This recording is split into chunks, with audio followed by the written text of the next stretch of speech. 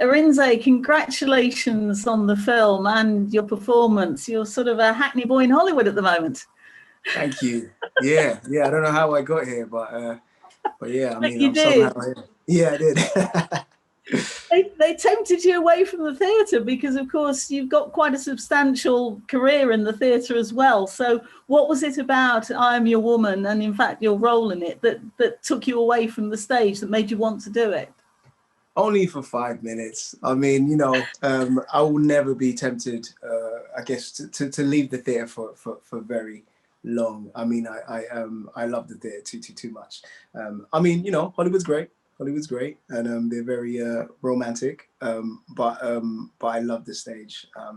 But yeah, I guess what tempted me though was this script. It was brilliant. It's a script that was really exciting to read, and I kind of, I was intrigued. I had lots of questions, I was really curious as to, in particular, Cal, knowing that I was reading for Cal,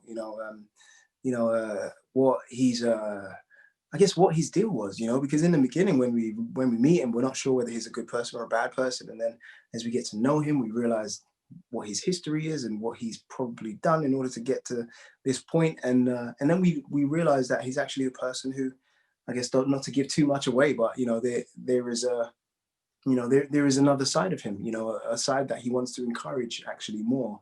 He's got responsibilities now, and it was just this kind of multi-layered character that normally I get to play with in the theater, and I was like, here's an opportunity to do it in front of a camera, so let's go.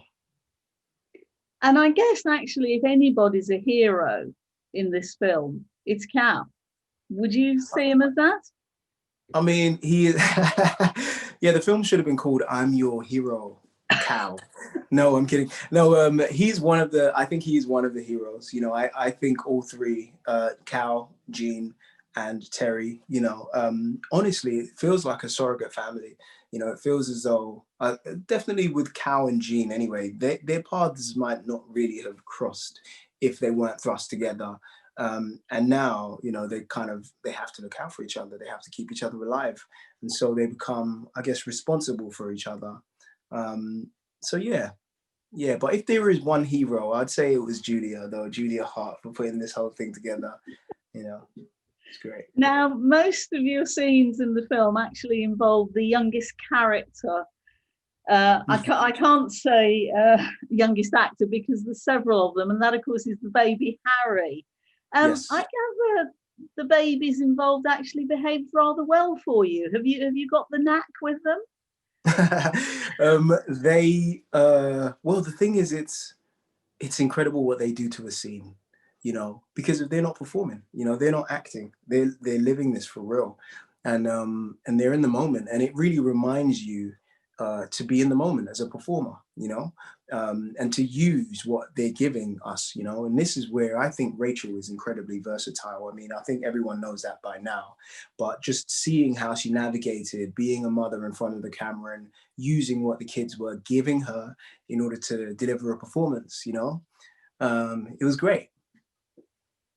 Arinze, thank you so much for your time. Unfortunately, we've run out, but it's been lovely talking to you. Congratulations again on the film and your performance, and by the way, on your MBE as well.